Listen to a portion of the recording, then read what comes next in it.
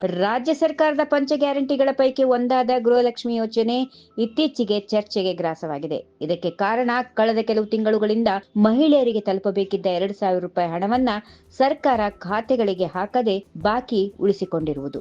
ಮುಖ್ಯಮಂತ್ರಿ ಸಿದ್ದರಾಮಯ್ಯ ನೇತೃತ್ವದ ಸರ್ಕಾರದ ಪಂಚ ಗ್ಯಾರಂಟಿ ಯೋಜನೆಗಳಲ್ಲಿ ಗೃಹಲಕ್ಷ್ಮಿ ಯೋಜನೆ ಅತ್ಯಂತ ಜನಪ್ರಿಯವಾಗಿದೆ. ಈ ಯೋಜನೆ ಅಡಿಯಲ್ಲಿ ರಾಜ್ಯದ ಲಕ್ಷಾಂತರ ಮಹಿಳಾ ಮುಖ್ಯಸ್ಥರಿಗೆ ಪ್ರತಿ ಮಾಸ 2,000 ರೂಪಾಯಿ ಹಣ ನೇರವಾಗಿ ಬ್ಯಾಂಕ್ ಖಾತೆಗಳಿಗೆ ವರ್ಗಾವಣೆ ಮಾಡಲಾಗುತ್ತದೆ.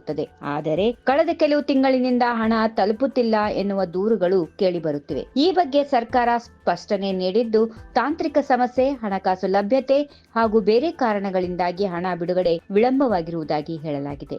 ಆದಾಗ್ಯೂ ಈ ಮೊತ್ತವನ್ನ ಶೀಘ್ರವಾಗಿ ಖಾತೆಗಳಿಗೆ ವರ್ಗಾಯಿಸುವುದಾಗಿ ಸರ್ಕಾರ ಭರವಸೆ ನೀಡಿದೆ. ಸರ್ಕಾರದ ಈ ನಿರ್ಧಾರ ಮಹಿಳೆಯರಲ್ಲಿ ನಿರೀಕ್ಷೆಯನ್ನ ಹುಟ್ಟಿಸಿದೆ. ಆದರೆ ಸಮಯಕ್ಕೆ ಸರಿಯಾಗಿ ಹಣ ತಲುಪದೇ ಇದ್ದರೆ ವಿರೋಧ ಪಕ್ಷಗಳ ಆಕ್ರೋಶ ಹೆಚ್ಚಾಗುವ ಸಾಧ್ಯತೆಗಳು ಕೂಡ ಇವೆ.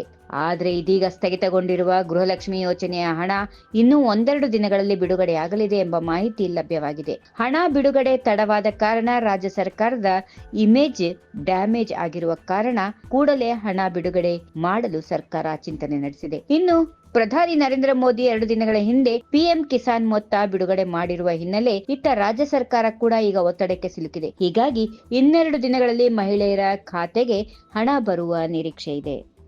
ಈ ವಿಡಿಯೋ ನಿಮಗೆ ಇಷ್ಟವಾದಲ್ಲಿ ಲೈಕ್ ಮಾಡಿ, ಶೇರ್ ಮಾಡಿ, ಸಬ್ಸ್ಕ್ರೈಬ್ ಮಾಡಿ.